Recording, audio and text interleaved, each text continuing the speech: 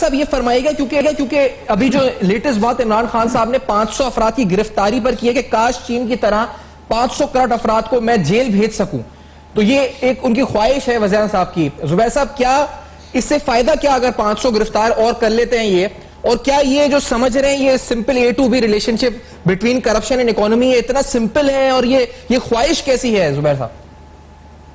ये मैं सीरियसली पहले तो मैं जाहिर है इमरान खान पॉलिसी का शदीद मुखालिफ रहा हूँ और कोई ढकी छुपी बात नहीं है, लेकिन he is proving to be even worse than what I had expected.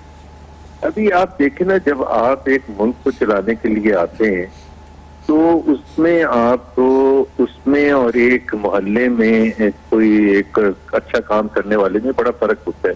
21 crore आवाम को आके लेके जाने के लिए आपको इकोनॉमिक पॉलिसीज ऐसी बनानी होती हैं जिससे जॉब क्रिएशन हो, जिससे गुर्बत में कमी हो, जिसमें महंगाई में कमी हो, जिसमें इकोनॉमिक एक्टिविटी हो, फैक्ट्रियां लगे। सबसे आसान काम क्या हो सकता है? सबसे आसान काम लंगर लगाना होता है। मतलब ये इसके लिए कोई आपको कोई PhD इकोनॉमिक्स में तो नहीं करके आनी होती, हार्वर्ड से या 30 साल का तजर्बा चाहिए होता है। तो बेसिक सिंपल चीजें तो ही उनकी कैपेसिटी। और फिर दूसरी कि जी करप्शन खत्म करने के लिए हम 400 या 500 लोगों को अगर टांग दें तो करप्शन ठीक हो जाएगी। मतलब क्या रिलेशनशिप है? कहीं दुनिया में ये रिलेशनशिप एक्सेप्टेड है? बाय द वे चाइना में करप्शन बहुत ज्यादा है। ये एक तो हमारे वजीर आजम साहब को यही नहीं पता कि, और इसमें एक रिलेशनशिप आपने पूछा ना, रिलेशनशिप पकड़ पकड़ की सियासत में और इकोनॉमिक एक्टिविटी में एक डायरेक्ट रिलेशनशिप है। अगर आप पकड़ पकड़ की सियासत करेंगे तो इकोनॉमिक एक्टिविटी आपकी अफेक्ट होगी। अभी पिछले हफ्ते की बात है, आपको पता है कि जब आर्मी चीफ से बिजनेसमैन मिले हैं जी, और उसके बाद नैब के चेयरमैन ने खुद प्रेस कॉन्फ्रेंस में ये बताया कि आर्मी चीफ से शिकायतें की हैं बिजनेसमैन ने नैब के हवाले से, और इस वजह से ये 3 फैसले किए गए हैं कि टैक्स के केसेस नैब नहीं हैंडल करेगा, बैंक डिफॉल्ट के केसेस। क्यों ये फैसला किया? नैब तो कर रहा था, नैब एंटी करप्शन कर है ना। तो एक तरफ तो आप वो फैसले कर रहे, और हमारे लिए तो चीफ ऑफ आर्मी स्टाफ हो या प्राइम मिनिस्टर हो, हुकूमत की तरफ से फैसला हुआ है, और चाइना जाके कह रहे हैं कि मैं करप्शन के खिलाफ ये कर दूं तो सब ठीक हो जाएगा। तो पहले तो इससे कंफ्यूजन जाहिर होती है कि व्हाट डज ही वांट। कोई भी नहीं उनको सजेस्ट कर रहा कि आप करप्शन पर हाथ हल्का रखें, कोई भी नहीं सजेस्ट कर रहा, but it is not the function of the prime minister of Pakistan.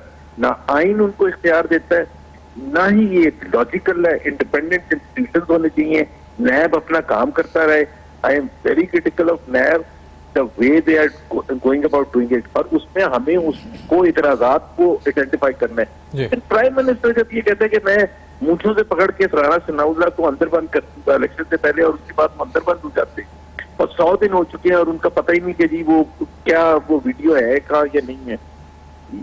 मेरा तो ख्याल है बिल्कुल ही I think is gone completely on the other side. ठीक है, अच्छा डॉक्टर साहब आप इस पे कुछ कहना चाहेंगे? जो जुबैर साहब जो बात कह रहे हैं, वकार मसूद साहब ने बात की है, लेकिन ये जो वकार मसूद साहब ने इंडिकेटर्स बताए वो बड़े अहम हैं कि वो, और उस तरफ हमारी हम सोच ही नहीं रहे कॉटन बेल्स की प्रोडक्शन हो या गाड़ियों की प्रोडक्शन हो, सीमेंट सेल्स हो, या ओवरऑल जो डिक्लाइन है इंडस्ट्री के अंदर, लार्ज स्केल मैन्युफैक्चरिंग के अंदर, ये डॉक्टर साहब इस तरफ तवज्जो है ही नहीं।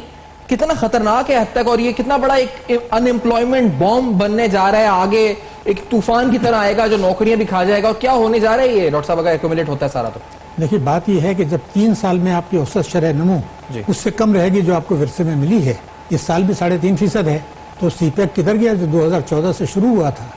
तो मैं तो ये समझता हूँ कि आप खाने पीने की जो इन्फ्लेशन है आपका फूड आइटम्स का, वो तो 14% पर पहुँच रहा है।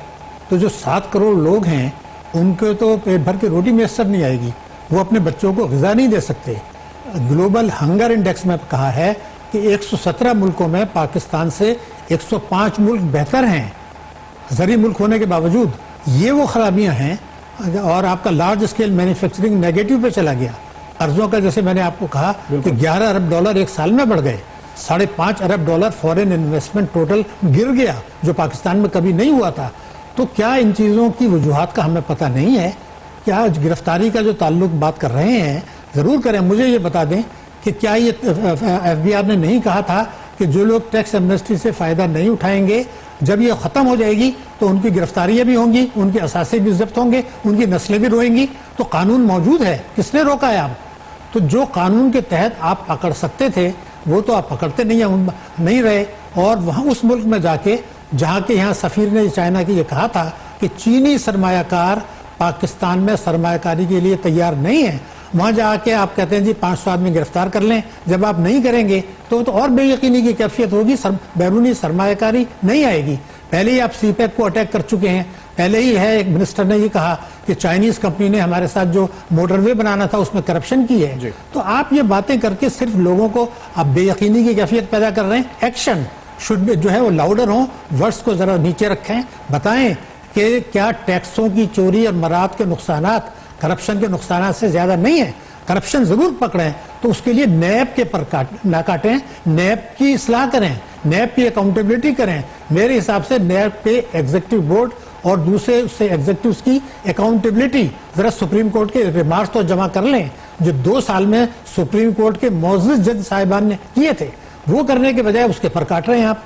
तो ये अकाउंटेबिलिटी को ज़िबा करना, टैक्स चोरों को मराद देना, टैक्स चोरों को ये कहना जी गिरफ्तार नहीं किया जाएगा और बाहर जाके ये करना, ये मईशत के लिए मैं समझता हूँ कि ज़हर कातिल है। आप बुनियादी तौर पर स्ट्रक्चरल इस्लाहात की तरफ जाएं, बिजली के नर्ख कम करें, गैस के नर्ख कम करें, पेट्रोल के नर्ख कम करें, जीएसटी कम करें और हर किस्म की आमदनी पर टैक्स लगाएं तो आपकी बरामदात बढ़ेंगी। जरा बांग्लादेश का प्राइम मिनिस्टर क्या कह रही है, वो कह रहा है हम पाकिस्तान से आगे निकलने वाले हैं, उनका ग्रोथ रेट 6% है, हमारा 3.5% है। वहां तो कॉटन है ही नहीं, हमारी तो कॉटन बेल आपने जो है एग्रीकल्चर की तरफ तवज्जो नहीं है। क्या एग्रीकल्चर में इस्लाह किए बगैर, फी अगर पैदावार बढ़ाए बगैर हमारे किसान बेहतर हो जाएंगे? नहीं होंगे। तो स्ट्रक्चरल इस्लाहात की जरूरत है, बैड गवर्नेंस को ठीक करने की जरूरत है, लेबर की पैदावारियत प्रोडक्टिविटी बढ़ाने की जरूरत है, सीपैक के फायदा उठाने के लिए मुल्की वसाइल बढ़ाने की जरूरत है, बलूचिस्तान के लोगों का एहसास महरूमी दूर करने की जरूरत है, मुल्की सरमायाकारी और बैरूनी सरमायाकारी में तवाजुन। ये वो चीजें हैं जो हुकूमत समझता है, माहिरीन समझते हैं, जो आपके मेहमान हैं वो समझते हैं। लेकिन इनमें से बेशतर से ताकतवर तबकों के जो मफादात नाजायज हैं उन पर जरूरत पड़ती है तो हुकूमतें पीछे हटती रही हैं। मौजूदा हुकूमत और ज्यादा तेज रफ्तारी से पीछे हटी है, जिसकी वजह से ये जो सूरत हाल है ये और गंभीर होते जा रही है। जुबैर साहब आप साथ हैं, तो ये क्योंकि ये जो मामला इस पर अगर संभल नहीं रहा तो किधर तक जा सकता है ये? इसकी वर्स्ट केस सिनेरियो जिसे कहा जाता है ना, वर्स्ट केस सिनेरियो, बदतरीन क्या बन सकती है शक्ल, खुदा ना खास्ता अगर अभी इकोनॉमी की बात हो रही है, पॉलिटिक्स नहीं, इसको अगर यहां रोका ना गया तो? देखिए वो एक कहते हैं ना इकोनॉमिक टर्म होता है कि बॉटम जब आप पहुंच जाते हैं तो वहां से ऊपरी चले जाते हैं। मुझे नहीं पता कि आप बॉटम रीच कर चुके हैं या नहीं रीच कर चुके हैं, बट बात बड़ी सिंपल सी है। 2-3 चीजें होती हैं जो बड़ी अहम चीज है। एक तो ये है कि where did we go wrong. एक अगर आप इस चीज को रिकॉग्नाइज करें कि things have not gone right, तो वहां से आप उसको दुरुस्त करने की कोशिश करेंगे, आप करेक्टिव एक्शन लेने की कोशिश करेंगे। लेकिन अगर आप पहले यही मानने के लिए तैयार नहीं, क्योंकि या तो आपका प्लान में कहीं कमजोरी है, या आपकी टीम में कमजोरी है, या आपकी इम्प्लीमेंटेशन में कमजोरी है, और मेरे नजदीक हर स्टेज पर कमजोरी है। द प्लान वॉज फॉल्टी, बिल्कुल उसकी कोई सिर पैर ही नहीं था। It was based on simplistic assumptions कि जी $10 बिलियन मनी लॉन्ड्रिंग होती है, वो नहीं होती, वो $10 बिलियन फॉरेन एक्सचेंज रिजर्व में 8,000 बिलियन हम 2 साल में टैक्स रेवेन्यू कर लेंगे। क्यों कर लेंगे? जो इमरान खान की इंटीग्रिटी है, लोग लाइनें बना के टैक्स देंगे।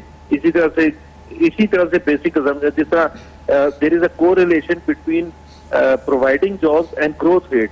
पाकिस्तान की जितनी पॉपुलेशन ग्रोथ है उसके हिसाब से जब तक आप 6-7% ग्रो नहीं करेंगे तो आप 20 लाख जॉब्स नहीं पर एनम देंगे। 20 लाख जॉब्स पर एनम देंगे तो 1 करोड़ होगी। एक तरफ आप कह रहे हैं 2 से 3% ग्रो करेंगे, खुद कह रहे हैं आप कि जी पहले तो हमने ग्रो ही नहीं करना था, अभी तो हमने स्टेबलाइज करना है, तो फिर आपने जॉब्स कैसे देनी थी? तो प्लान वॉज फॉल्टी, उसका कोई बेसिस नहीं था और कोई तैयारी नहीं की गई। फिर जो टीम उतारी गई, जो इमरान खान साहब खुद जाहिर सी बात है क्रिकेटिंग पार्लेंस में कहते हैं टीम बड़ी इंपॉर्टेंट होती है। अब टीम का ये है सफान, इस वक्त अगर आप देखें कि एक भी इकोनॉमी रिलेटेड मिनिस्ट्री जो है इट्स नॉट हेडेड बाय। अच्छा सुबैर साहब, अगर इजाजत दें, क्योंकि ये बात अभी बड़ी अहम है और हमें एक ब्रेक का कहा जा रहा है फौरी तौर पर, तो इस बात को अगर हम जोड़ सकें और इस ब्रेक के बाद आप बता सकें, तो इस ब्रेक के बाद आते हैं नाज़रीन खान साहब का बयान, गवर्नमेंट की परफॉर्मेंस, माशी कारकर्दगी और बुनियादी तौर पर इस्लाहात जिसका हम तवक्को कर रहे हैं कब होंगे आखिरकार, करेंगे बेनकाब इस ब्रेक के बाद हमारे साथ।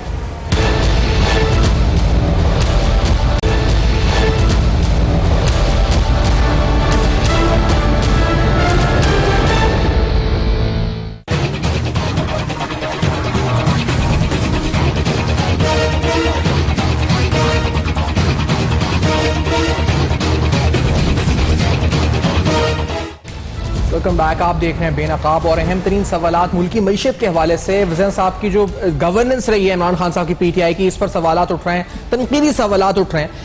आज जो बयान दिए 500 गिरफ्तारियां और उस ख्वाहिश का कि चाइना में जो निज़ाम है, चीन में जो निज़ाम है करप्शन और एहतसाब का, वो निज़ाम हो पाकिस्तान में, और या फिर इससे पहले चेयरमैन नैब ने सऊदी स्टाइल पावर्स की बात की थी। कितनी अहमियत है इन बातों में।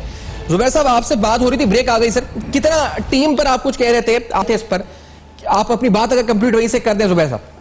टिपिकल पार्लियामेंट्री डेमोक्रेसी में जब आप प्लान बनाते हैं और कमिटमेंट्स करते हैं, फिर आप उसी हिसाब से अपनी टीम उतारते हैं। अब जिन्होंने प्लान बनाया था वो पीटीआई के सब लोग थे और एक ये आइडियोलॉजिकल पार्टी थी, नया पाकिस्तान का तस्वर किया था और रात को दिन और दिन को रात बनाने की बात की थी। अब जो लोग चला रहे हैं हुकूमत, वो सब वो हैं जिनका उस प्लान से कोई ताल्लुक नहीं था। एक भी economy related ministry is not headed by PTI person, ना रेवेन्यू, ना इंडस्ट्रीज, ना प्रोडक्शन, ना एफपीआर, कोई भी आप उठा के देख रहे हैं, ना फाइनेंस, ना कमर्स, ना इन्वेस्टमेंट, ना टेक्सटाइल।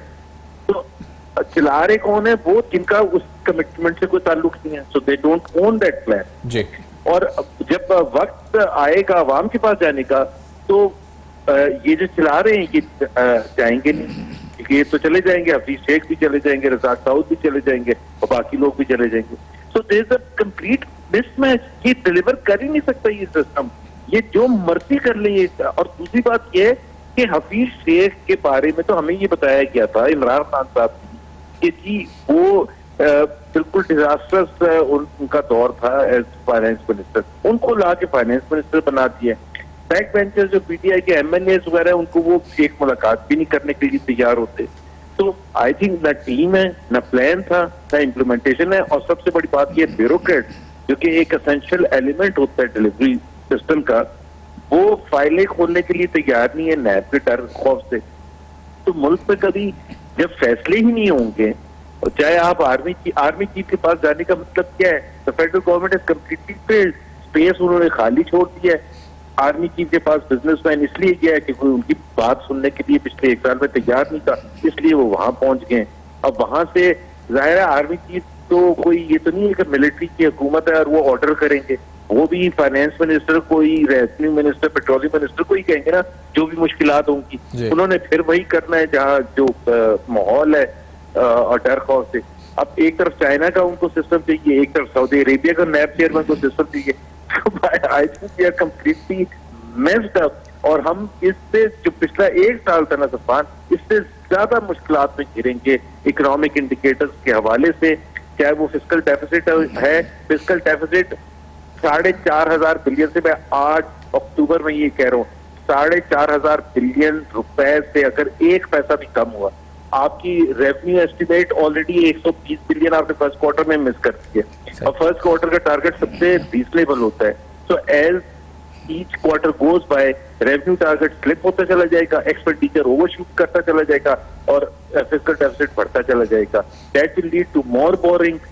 मोर बोरिंग का मतलब यह है महंगाई और ज्यादा होगी। तो आई मीन बिल्कुल कोई कंट्रोल ही नहीं है। बिल्कुल सही कह रहे हैं। अनफॉर्चुनेट सिचुएशन और बहुत अजीब सी पिक्चर सामने बनती हुई नजर आ रही है। डॉक्टर शाहिद सिद्दीकी साहब, ये अंडर इनवॉइसिंग के तहत जो 6 अरब डॉलर का मामला सामने आया कि 12 अरब डॉलर के इंपोर्ट्स हैं चाइना के साथ, और जो ये जो चीटिंग हो रही है, ये क्या हो रहा है अंडर इनवॉइसिंग के जरिए? इस पर अगर इस तरह के काम हो रहे हैं और फिर ये कहा जाए कि नैब एक्शन ना ले, तो फिर ये तो एक आप जिसे कि अनजस्टिफाइड मराद देने वाली बात हो गई। अगर कोई ऐसा कर रहा है तो, ये सब हो रहा है तो देखिए, ये कई बरसों से हो रहा है कि कई अरब डॉलर की अंडर इनवॉइसिंग होती है।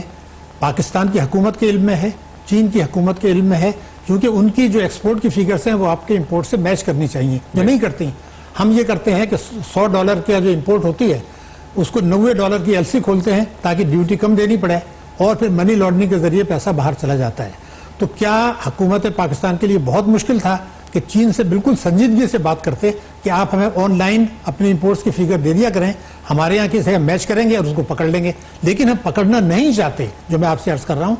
बात ये थी कि इसीलिए जब आप ये चीन का मॉडल की बात करते हैं तो क्या भूल गए कि एक मदीना का भी एहतसाब का मॉडल था, और मदीने की रियासत की बात आप करते हैं और ये भूल जाते हैं कि रसूल साहब ने फरमाया था कि मेरी बेटी फातिमा भी अगर चोरी करेगी तो क्या, ठीक है ना। तो मैं ये कहता हूँ कि जिस हमारे पास जन्नत और दोज़ख का एहतसाब का निज़ाम है, मदीने की रियासत का है, और आप बात कर रहे हैं चीन के एहतसाब की। खुदा के लिए इन चीज़ों से परहेज करें। और एक चीज़ समझ लें कि इस साल करंट अकाउंट डेफिसिट में जो कमी हुई है उस जिन चीज़ों से, उसके अलावा तमाम अशारिये खराब हुए हैं, इसको तस्लीम कर लें। और स्टेट बैंक ने ये कहा है कि करंट अकाउंट डेफिसिट में जो कमी हुई है उसके कुछ मनफी असरात भी पड़े हैं। ये देखने की जरूरत है। रुपए की कदर 14 रुपए आपने फी डॉलर गिराई और आपकी बरामदात गिर गई। तमाम अशारिये आपके मनफी हैं।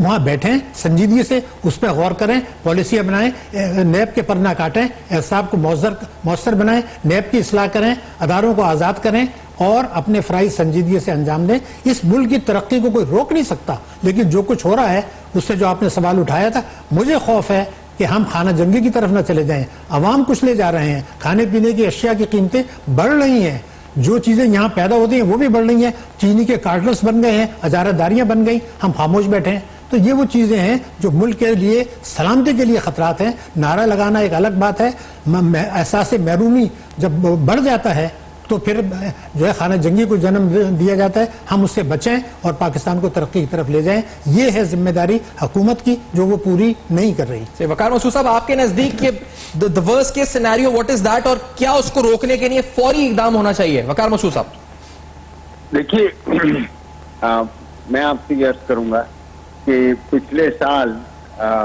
डिवैल्यूएशन की वजह से आपकी डॉलर में जो जीडीपी है वो तकरीबन $315 बिलियन से कम होकर कोई $280 बिलियन रह गई। इस साल मुझे डर है कि अगर आप मुझसे पूछ रहे हैं कि आखिरी शक्ल क्या होगी, आखिरी शक्ल यही होगी कि खुदा न खास्ता आपके यहाँ नेगेटिव ग्रोथ हो जाए।